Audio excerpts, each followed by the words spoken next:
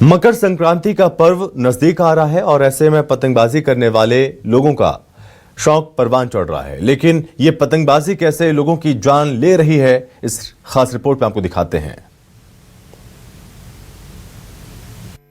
ये रंग बिरंगे पतंग बन रहे हैं मौत की वजह।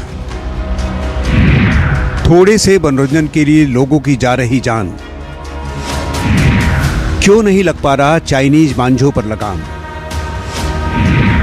न्यूज 24 एमपीसीजी की पड़ताल, जानलेवा मांझों को लेकर गंभीर सवाल। मांझे पर रोक लगाने की प्रशासन ने अपनाई नई तरकीब। मांझे का व्यापार करने वालों का निकाला जा रहा जुलूस।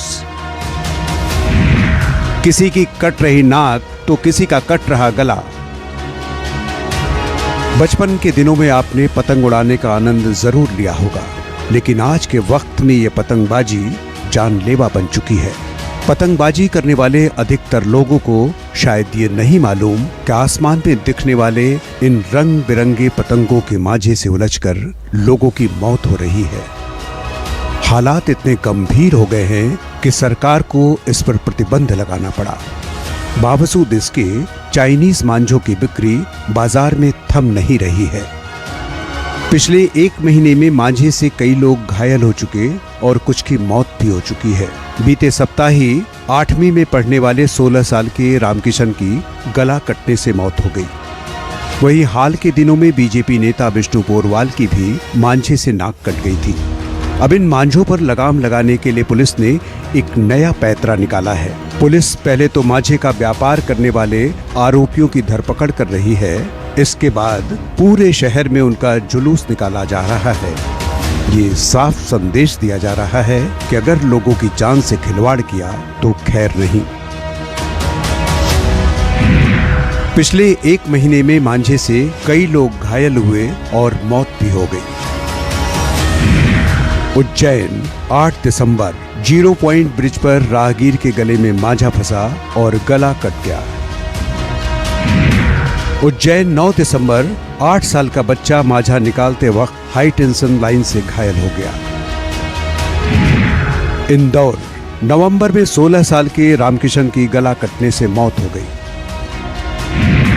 इंदौर में ही खजराना और दूसरे क्षेत्र में चाइनीज मांझे से 2 लोग गंभीर रूप से घायल हुए।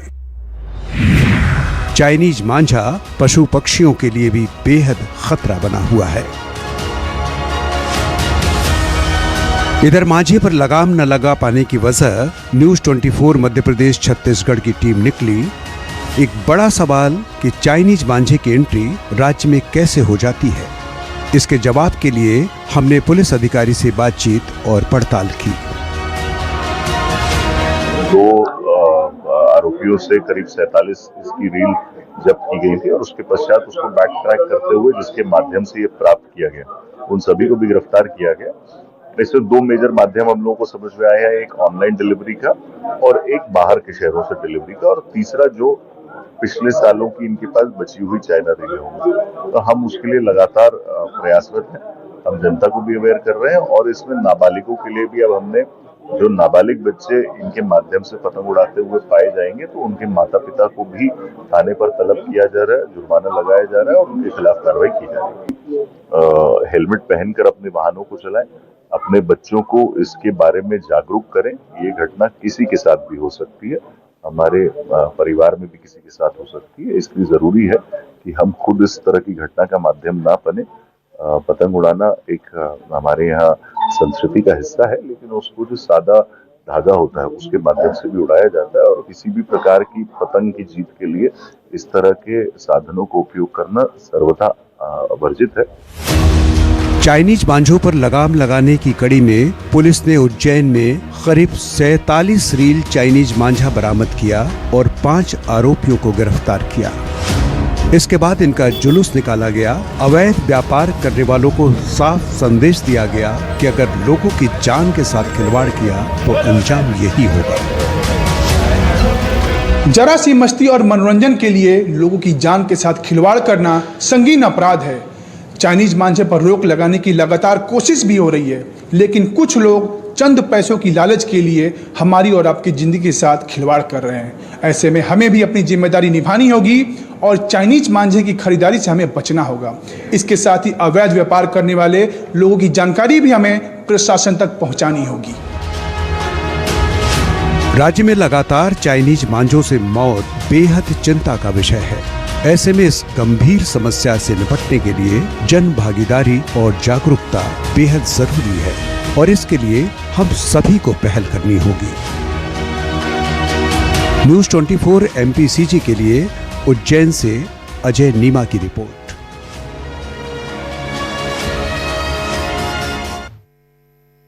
समझा कि चाइनीज मांझे की डोर कितनी खतरनाक है आम लोगों के लिए भी, हर किसी के लिए। पिछले 1 महीने में मांझे से कई लोग घायल हुए हैं, कई लोगों की मौत हो चुकी है, मौत के शिकार हुए चाइनीज मांझे से। उज्जैन में 8 दिसंबर को ही ये घटना सामने आई थी।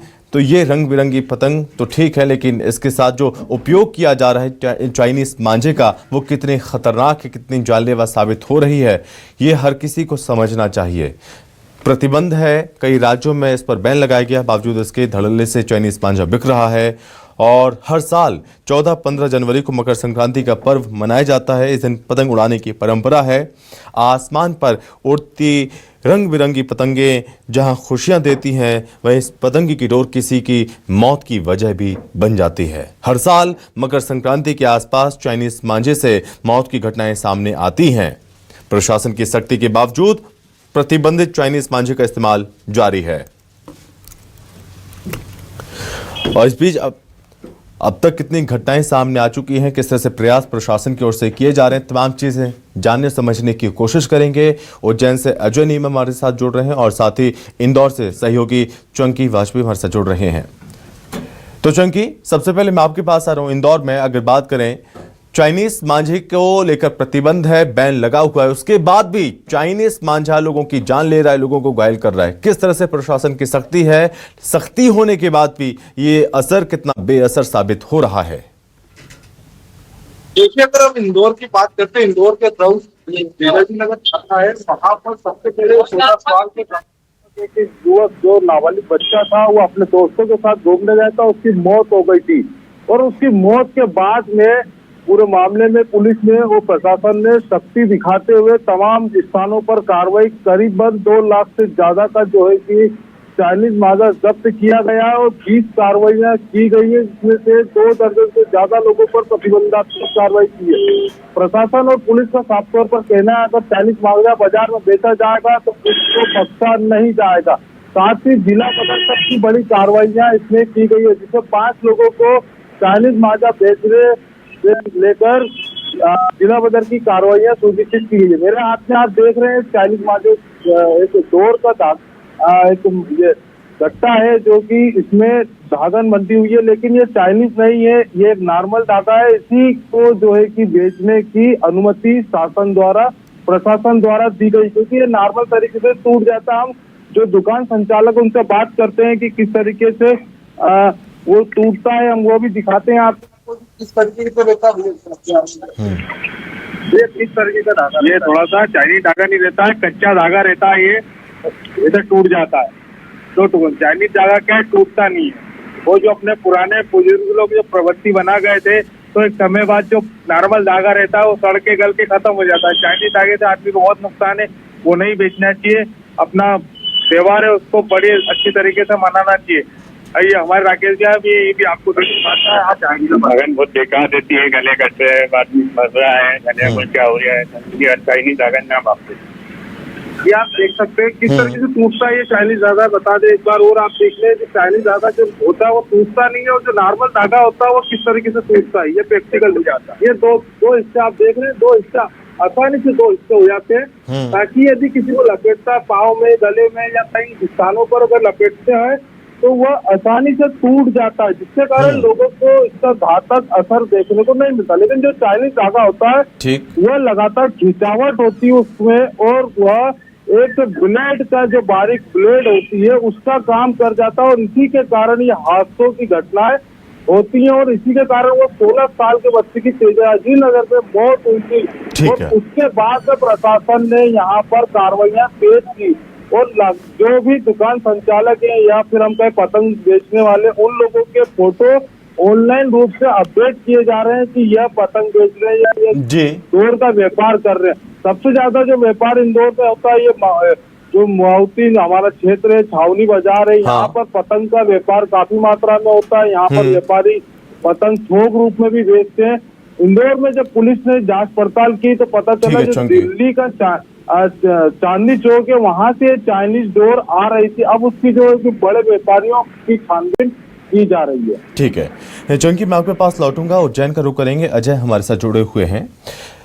अजय, चूंकि पतंग उड़ाई जाती है खुशियों के लिए, लोग खुशी का इजहार करते, चलो ठीक है, मकर संक्रांति का त्यौहार है और जो परंपरा है उसका निर्वहन भी किया जाता है, लेकिन एक ऐसी खुशी के लिए दूसरों की खुशियों को मातम में बदला जाए, वो खुशी खुशी नहीं होती।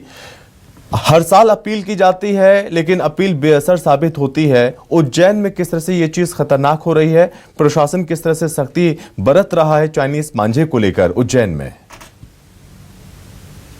बिल्कुल बताना चाहूंगा, नवरात्रि का पर्व जो है बड़े ही हर्षोल्लास के साथ जो चाइनीज मांझा को उपयोग कर रहे हैं वो कहीं ना कहीं लोगों के लिए घातक हो सकता है।